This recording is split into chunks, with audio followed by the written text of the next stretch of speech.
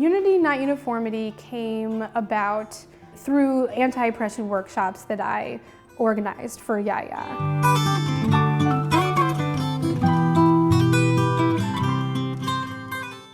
From these workshops, I extracted a pattern that I kept noticing amongst the artists, amongst the things that they were saying and the things that they were expressing, being that they feel that America, or their experience as Americans, and what they observe and know to be true in America, is that America is very hypocritical and two-faced and two-sided.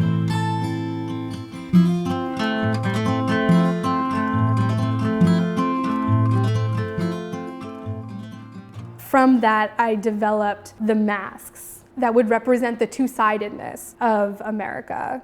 I gave out a segment of the American flag that every artist just simply recreated on the front side of the mask. And altogether, when everyone was in formation, there were about 15 artists that signed up. It was all the American flag. And then when you flipped it over, the action was for the artist to meld their piece of the American flag, to infuse it with their opinions, with their feelings or experiences as an American.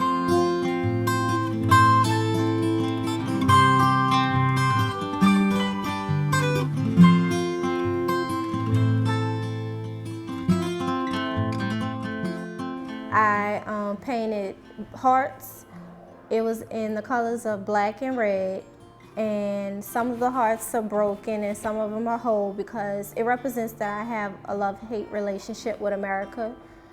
And on the opposite side is all stars, just a regular flag. One side it was like, you know, the American stars and stripes, and the other side it followed almost the same principle, but just I twisted a little bit. I twisted it.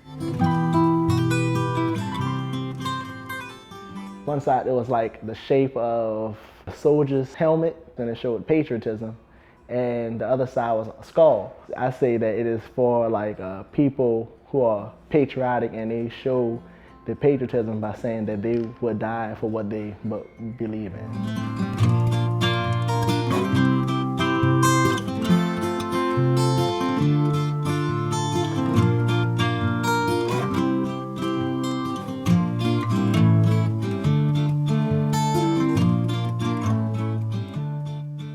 So the performance part of it was everybody pretty much standing or sitting in formation.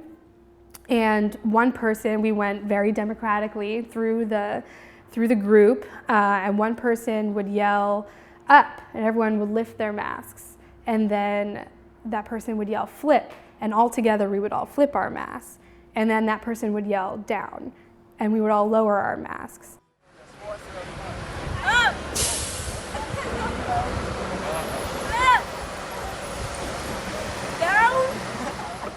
And the reason I added the lowering of the mask was to show the actual faces and the actual lives and stories and histories.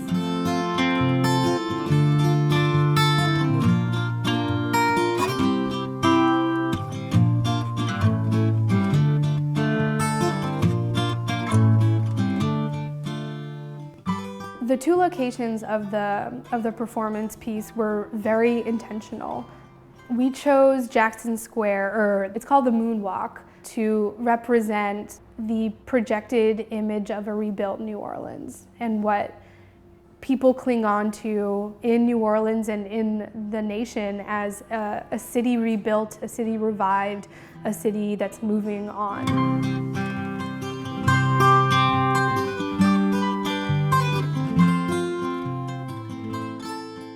And then on the flip side of that mask, we chose the Circle Food Store. It's a mostly poor, working class, black neighborhood. Circle Food Store served as the residents' main source of grocery shopping, uniforms, dentistry.